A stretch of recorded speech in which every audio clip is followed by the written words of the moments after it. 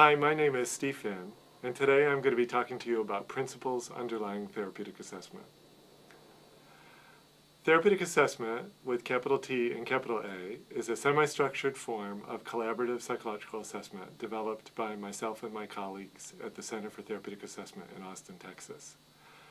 Therapeutic assessment is based on the work of Constance Fisher, Leonard Handler, and Caroline Purvis, and research has shown that after a brief therapeutic assessment, clients can show positive benefits that last for up to a year. If you're skeptical how a brief process like a psychological assessment could produce long-standing change, then you're being quite sensible. And the first principle of therapeutic assessment attempts to explain how this can happen. Principle 1. Psychological assessment can produce long-standing change if it helps clients revise the story they have about themselves and the world. From cognitive psychology, we know that the stories we tell ourselves about ourselves and the world have incredible influence on our lives. They organize our perceptions of the world and make sense of incoming data. In fact, we will tend to screen out data that doesn't fit our existing stories about ourselves, and to interpret data so that it will fit our existing stories about ourselves. Perhaps some of you have had the experience of trying to pay a compliment to a person with low self-esteem. And what happens? They find a way to discount that compliment and to persist with the way they think about themselves. So in psychological assessment, we have the advantage that the entire process is organized around finding out how someone thinks about themselves and then trying to alter that story. This is why a brief process like a psychological assessment can produce changes that are actually very profound.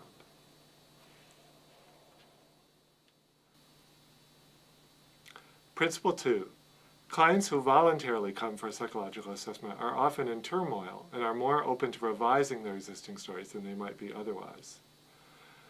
This principle also helps us understand how a brief process like a psychological assessment could produce long-standing change.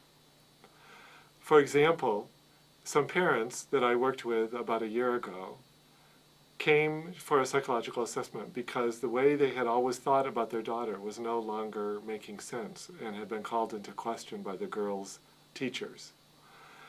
The mother and father explained to me that their daughter was always very active and full of energy and seemed excitable, but they had always thought of her as just having a lot of gusto in life, and they were actually quite pleased about this quality of hers.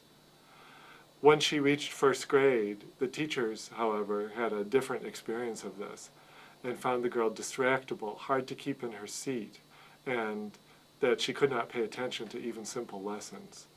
In a parent-teacher conference, they asked the parents if they had ever thought about their daughter as having attention deficit disorder, and they recommended that the parents seek a psychiatric consult and possibly even get the girl on some kind of medication for attention deficit disorder. So the parents came for the psychological assessment asking, does our daughter have ADHD, or is she just got more gusto than the rest of the world? And because of this turmoil that they were in, I had a unique opportunity through the assessment to work with them around the way they thought about their daughter. Another example of a client in turmoil about his existing story was a man who some years ago presented for an assessment and said, he had always thought about himself as a good husband, but recently his wife had announced that she wanted a separation and was considering a divorce. He explained to me that he always brought home his paycheck. He did not have a drinking problem. He had never hit his wife and his children, so he always thought everything was fine in the marriage. But recently his wife had talked to him about her perception that he was not able to be intimate with her, that he never talked about his feelings with her, and that he was uncomfortable whenever he wasn't busy. So the man was in some turmoil about his existing story that he was a good husband, and came wanting to know, was he a good husband or was he a bad husband? Obviously, through the process of the psychological assessment, I tried to work with him to understand how his story could be true and also his wife's. The third principle is the following.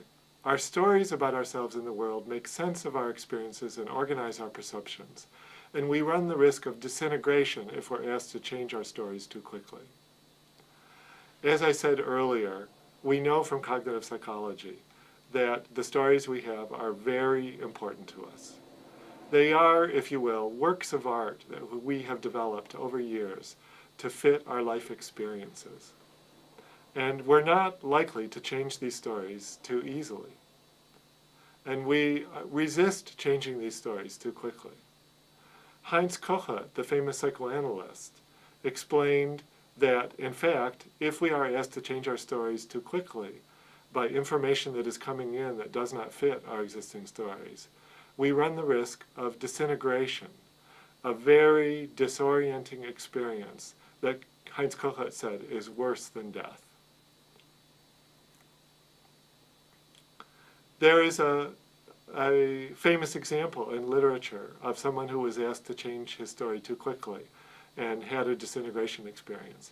And those of you who know the story of Les Miserables will be familiar with the story of Jean Vert, the policeman who hunted down Jean Valjean, an escaped prisoner, throughout the entire book.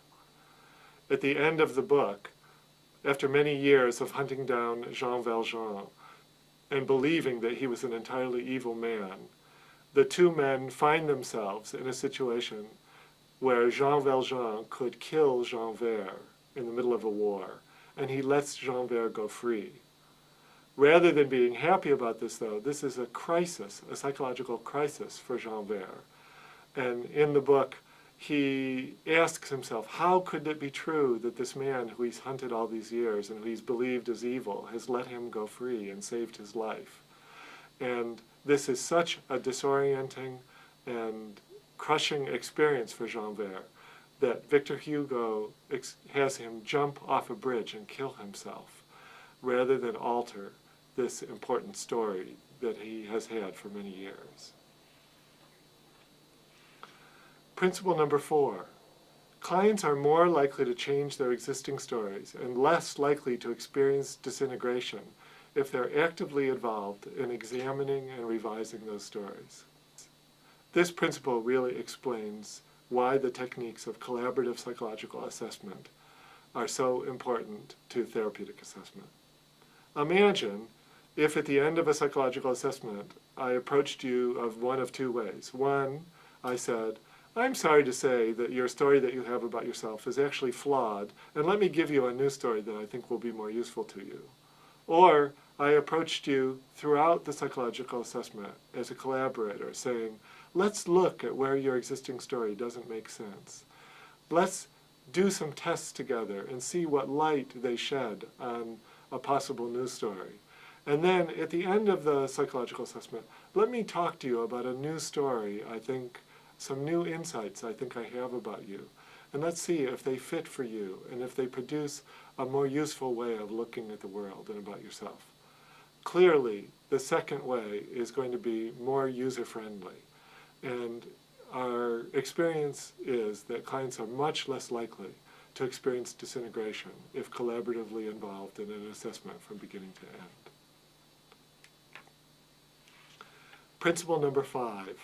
A strong holding environment created by the assessor-client relationship can allow clients to revise their stories without experiencing disintegration. In explaining this principle, think about clients who come for a psychological assessment as having a self that is like a house with a shaky foundation. As any of you know who've had work done on the foundation of your house, the construction people who work on the foundation bring in large jacks to hold up your house while they're digging out the rotten foundation and putting in a better foundation. The same is true in therapeutic assessment, that we try to hold up the house of the self that the client has brought. And the way we do that is by building an intense holding environment between the client and assessor.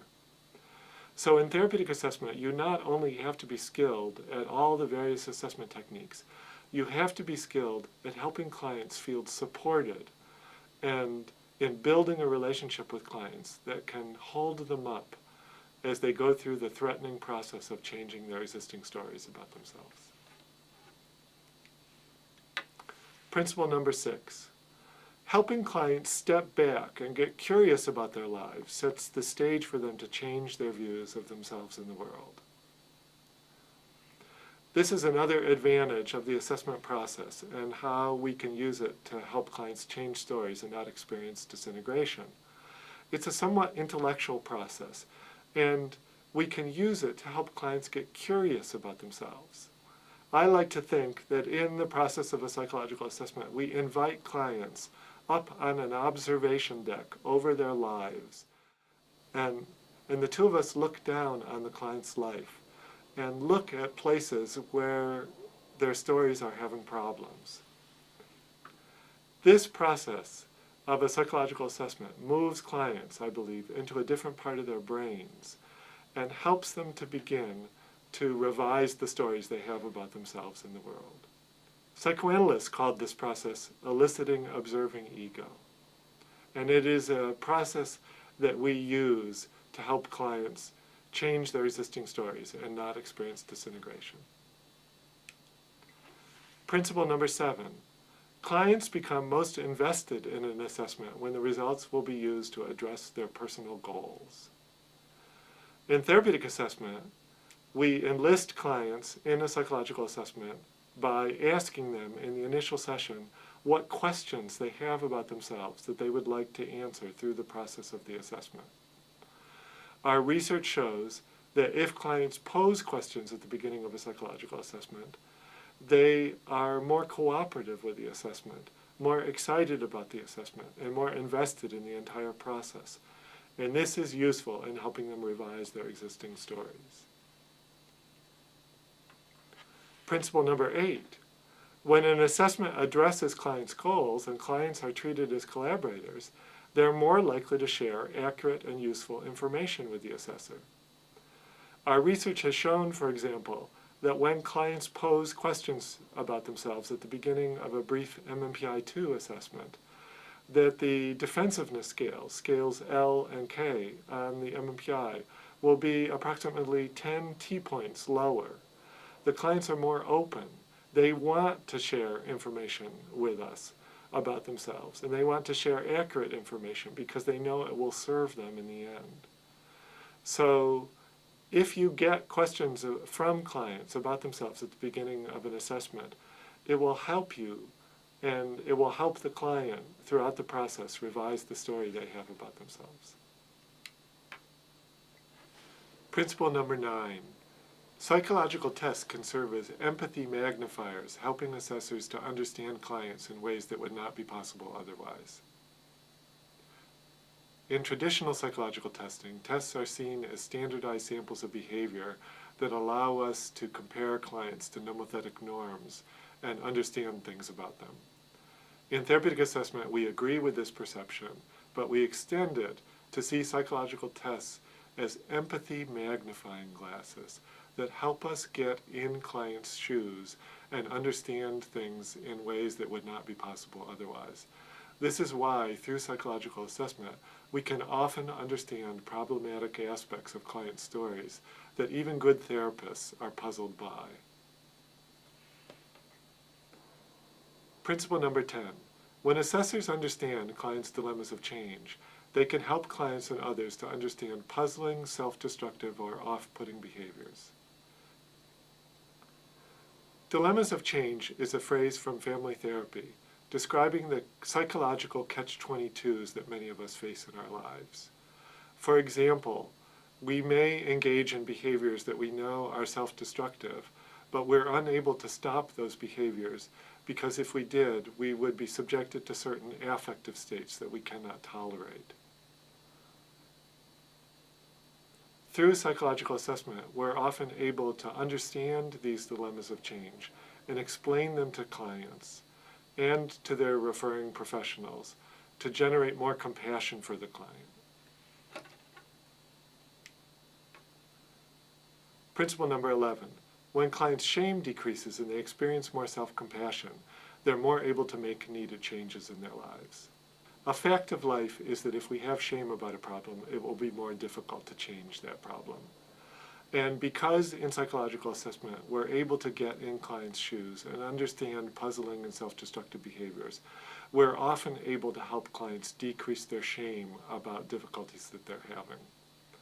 I remember a woman at the end of a therapeutic assessment who told me that when she came for her feedback, she expected it to be like an experience of coming before St. Peter at the pearly gates, where her sins would be read back to her, and then there would be some final pronouncement about her value as a person.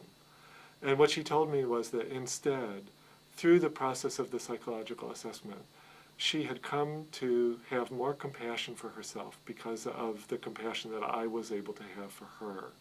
Compassion that I was able to reach through the psychological testing.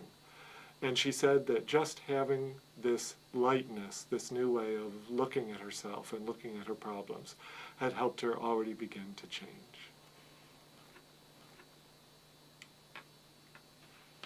Principle number 12, therapeutic assessment has the potential to positively impact assessors as well as clients. Some years ago, at the meetings of the Society for Personality Assessment, I put together a symposium in which I gathered together psychological assessors who had worked for many years in the field. And I asked them to reflect upon how the process of doing psychological assessment over time had changed them as people. Everyone agreed that the process of doing psychological assessment with clients had stretched them as people. And this makes sense if you think about what the process involves. To understand a client, to have more compassion for clients who are often doing things that many people find dastardly and annoying, requires us to get in those clients' shoes and to find, if you will, versions of those clients' behavior in ourselves in order to understand them. So, over time, if you practice psychological assessment, you will find that you have to face parts of yourself that are unsavory and which you otherwise would not have faced. And you will do this in order to help clients become more compassionate to themselves. So in my mind, if you want to grow and change as a human being, there is nothing that will produce that change more rapidly than collaborative psychological assessment practiced over time. So in closing, I hope that I've been able to help you understand how the brief process of therapeutic assessment can have a profound impact on both client and assessor and can leave both parties changed for the better. If you'd like more information about therapeutic assessment, please feel free to contact me at the email address shown on the screen, and I can send you a reading list or answer questions that you have. Thank you very much.